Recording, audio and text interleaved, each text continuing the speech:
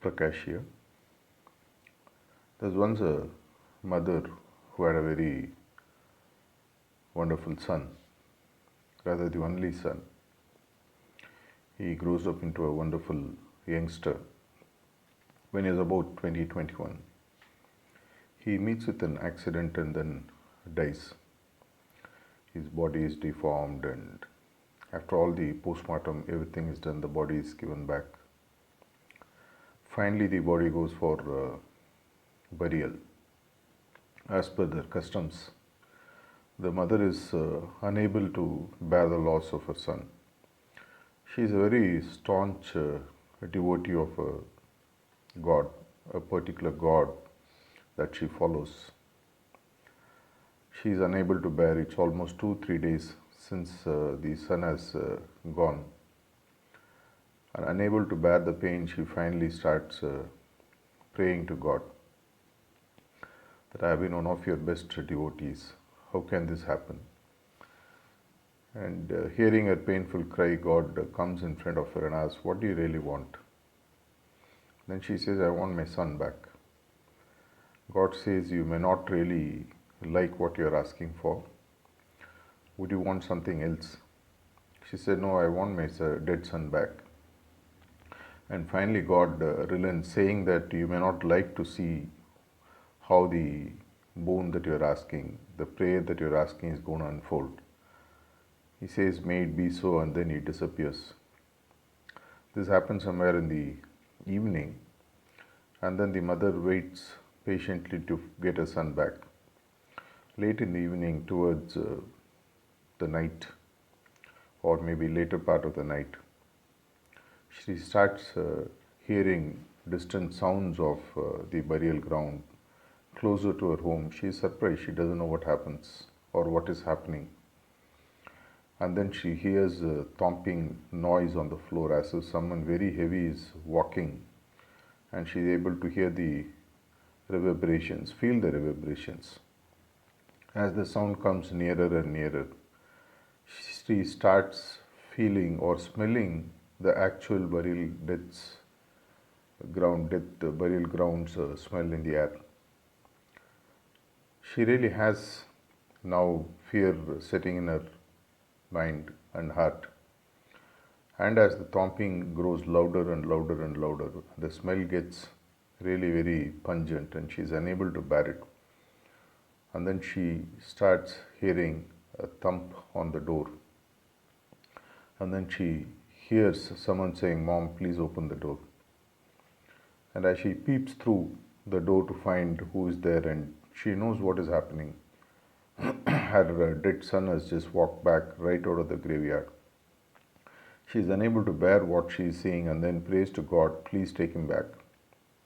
And then everything vanishes as if it's a dream. Many of us are like this in our life. We really don't know what to pray for, and we really don't know how to pray for. And then we land up getting things in our lives which we are not supposed to have. The story that I shared is an extreme situation which I read when I was quite young in one of the storybooks, to say that be careful of what you pray for, because if it unfolds, you may not be able to handle it. Similar is a story of an emperor who was once in his palace, in his prayer room, and then he has one saint who comes to visit him. The saint is made to wait because the emperor is praying inside, but because of his special connection, he is able to manage to get into the palace and into the praying room. And as he is able to sense what the emperor is praying for, though he is praying silently, he turns and starts going back. The king, on seeing him, he says, please stay, where are you going? He says, King, I actually came here because I came to get some money from you to build a temple. But I can sense that you yourself are praying for more wealth, more power, more kingdom size to rule. So there is no difference between you and me. Both of us are begging. Let me beg to the person to whom you're also begging, the God directly. I made a mistake of begging to a beggar. In our day to day life, if you all truly believe in a God or in a master or in a guru, don't we have the basic faith that they will take care of what is needed at the right time, at the right location, when you exactly need, what you exactly need, not what you exactly want. This is the lack of faith which actually makes us pray many times. Assuming we still want to pray, there are a few caveats before we actually go and beg instead of just praying. In true praying, there is no begging. We don't ask, give me this, give me that. But anyway, let's assume that even if you have to pray for a worldly situation, somebody's unwell, I need a job, I need money, or whatever. When you face a situation, a tough situation or a challenge, the better thing would be to pray for strength to bear the challenge. Because every challenge or a situation that is given to us in our life is based on the unfolding of the samskara as bhog, and which nothing but helps us to become stronger, to become wiser. Every problem and challenge that you face in your life, in our life, is meant to make us to find a better way to grow into a better human being, a stronger human being. When you go to a gym, if you continue to only do lower level of weights throughout your life, at some point of time your bodily growth might stop. You need to step up, as they say, step up the irons, pump it up, or step up the ladder for you to get the full benefits. The same is true in real life also. When you pray, the basic tendency, even if you're praying for yourself, is to pray for God or Guru to give you the strength to face the challenge. Let's look at it the other way around. In case you face a situation and you are unable to bear the pain beyond a point, now you really want a solution to the problem that you are facing. What would be wiser way to pray?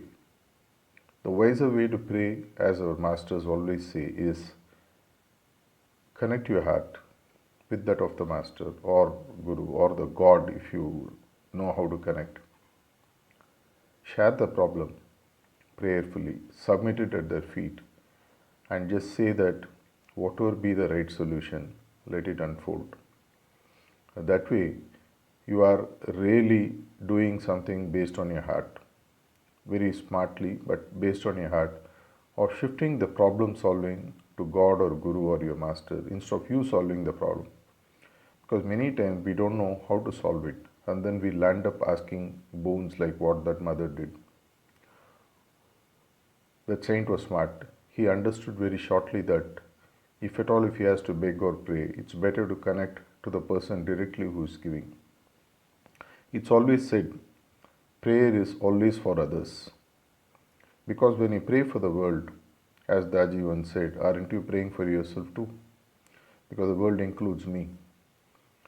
In a prayerful connection, even if you look at the prayer that we have, O Master, it only says, thou art the real goal of human life, we are yet but slaves of wishes. Yet, it is the wish for which we are praying for. I wish to have a better material life. I wish to get a better job. I wish a better health. Forgetting the fundamental principles that what we really need will be taken care at the right time.